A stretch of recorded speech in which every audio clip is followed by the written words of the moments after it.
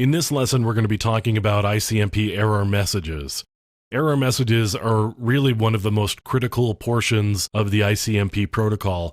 Yes, it's nice to do ping requests, but really the day-to-day grind of an ICMP protocol is really in the error messages because it ensures that traffic is flowing cleanly through the network and it helps applications respond gracefully to failures if there are any.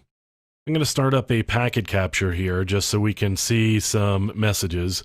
And I'm going to use a utility that's actually based on the idea that ICMP uses error messages. So I'm going to do a traceroute, and a traceroute is going to show me the route through the network that a particular set of packets is going to go through. So you can see that we're doing a route through these several devices. For every hop, and on the left-hand side, the number indicates the hop. We're sending out 3 messages. Actually, it looks like in some of these cases, we went a different route. The first ICMP message went through this device here, the .25. The second one went through this device, which would be .165. And then the third message went back to where the first message was. And the same thing with hop 10, 11, 12, 13, and 14. Looks like they went through different devices, which could have to do with load balancing. It could have to do with maybe some routes are causing problems, and 1 second one route is better, another second another route is better, depending on congestion and various other things. So again, we're seeing some information that ICMP provides us, and we can see these types of messages here.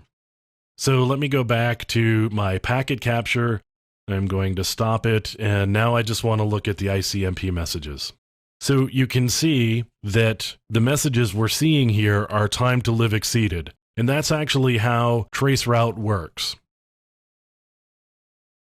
If I clear this out and I take a look at this message here, which is the message that is going to www.google.com. You can see that the time to live is 1. Now, what happens is I set the time to live to 1, and it's going to get to the very first router on the path that's going to decrement it to 0, and it's going to send back this ICMP time to live exceeded. I'm going to get this time to live exceeded from the second device along the path, and all the way up until we finally get to the system that we are trying to communicate with on the other end. So let me set a filter type here of ICMP again, and you can see all of the time to live exceededs. Then at the very end, what I'm getting is destination unreachable, port unreachable, and that's because we're trying to communicate with a port that doesn't actually exist or isn't open on the destination system. So Traceroute relies on the ICMP destination unreachable message in order to figure out that we're finally at our destination.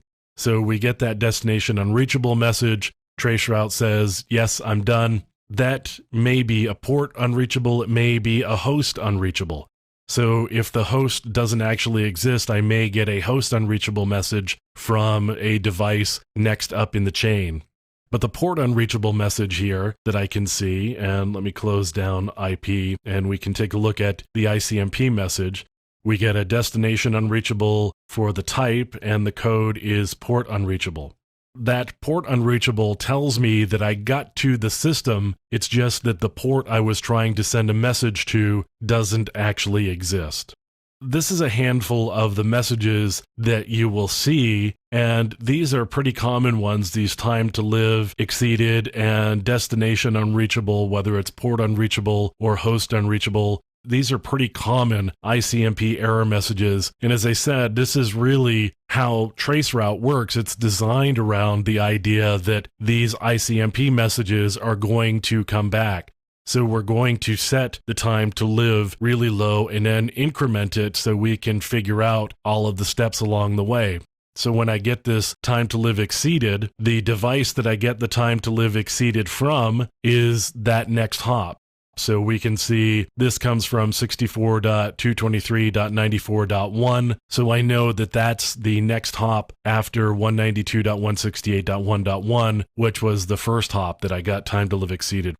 So I got a time to live exceeded. That tells me that's the next router along the path because it decremented the time to live, got it to 0, and it's sending me this ICMP error message back.